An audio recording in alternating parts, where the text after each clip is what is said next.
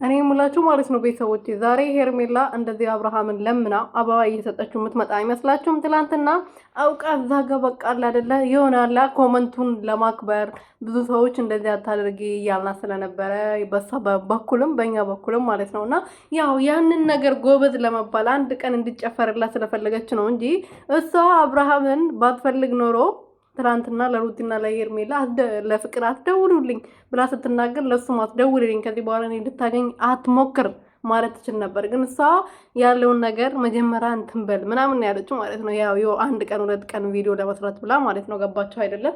ስለዚህ ሄርሜላ ባጭሩ ከአብርሃም በቀላሉ አትወጣም። 100,000 ብትገባም ከአብርሃም ምንም ጥቅም ያገኘችው ነገር የለም ስላችሁ በአብርሃም አንስቶ እንደዚህ የተጣት ነገር የለም። አብሮ እየሰሩ ነው ያ 100,000 ያመጡት ማለት ነው። ከሩትዬ አንደኛ የሩትዬ ላብ አለበት። የሩትዬ ነው የሩትዬ ነበር መሆን የነበረበት። ምዋጋለው እና ሰላም ቤተሰቦቼ እንዴት ናችሁ? ደህና ናችሁ? ሁሉ መልካም ሁሉ ሰላም። እኔ በጣም ደህና ነኝ፣ እግዚአብሔር ይመስገን። ሰላማችሁ ብዝትርፍርፍ ይበልልኝ። ለዚህ ቤት ለዚህ ቻናል አዲስ የሆናችሁ ሰብስክራይብ ያደረጋችሁ ቤተሰብ ሆኖ እና ሄርሜላ እንግዲህ አብርሃም አይደለም ከዚህ በኋላ ይቅርታ የሚጠይቃት። ትናንትና እሱ በመንገድ እያለፈ አያት ሄደ፣ አብረን እናወራ ምናምን አለ። ከዛ በኋላ ግን ሄርሜላ አልፈለግም ከዚህ በኋላ ምናምን ብላ ነው ኮስተር ብላ ሄደችው።